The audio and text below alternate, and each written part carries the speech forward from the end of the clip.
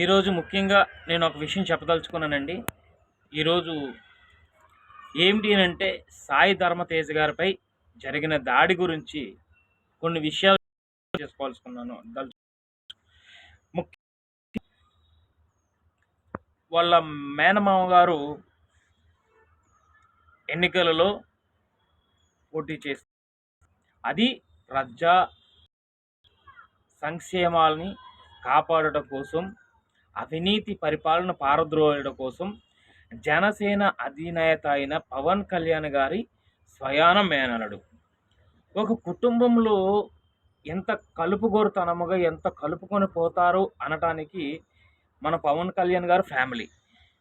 ఇప్పుడు మన ఒక కుటుంబంలో అది ఎవరైనా మామూలుగా ప్రతిపక్షంలో ఉన్న నాయకుడైనా అధిష్టానంలో నాయకుడైనా సరే ప్రజలు గుర్తించాలి. ఈ దాడులు చేసిన ప్రతి ఒక్కరు కూడా గమనించాలి. మీ ఇంట్లో జరిగే ఒక శుభకార్యానికి ప్రతి ఒక్క బంధుమిత్రులతో కూడా ఆహ్వానిస్తారు. ఎందుకు ఆహ్వానిస్తారండి? అది నా ఇంటి కార్యక్రమం అనేదే కదా మనకి కావాల్సింది ముఖ్యం.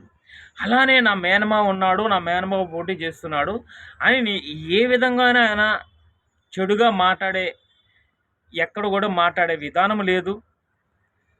ఎదుటి రాజకీయ నాయకుల్ని, ప్రతిపక్షంలో ఉన్న రాజకీయ నాయకుల్ని ఎవరిని కూడా విమర్శించే విధంగా ఆయన అయితే మాట్లాడలేదు. కాకపోతే ఎందుకు ఏ విధముగా దాడి జరిగిందనేది మనకు కావలసిన అంశం.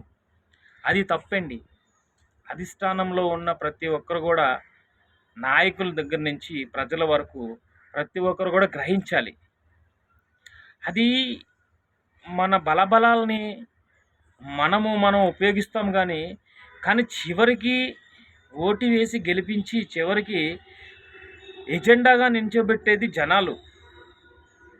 అది గ్రహించకుండా ఈరోజు ఆయన మీద దాడి చేయడానికి ఎలా మనసు వచ్చింది, దీన్ని ఎందుకు పరిగణలోకి తీసుకోలేదు అనేదే అంశమండి.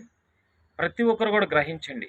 పవన్ కళ్యాణ్ గారు ఎక్కడ కూడా కరెక్ట్గానే మాట్లాడుతున్నారు. ప్రజల కోసమే వచ్చారు, ప్రజలు పని చేయటం కోసమే వచ్చారు, ప్రజా శ్రేయస్సును కోరడం కోసమే వచ్చారు.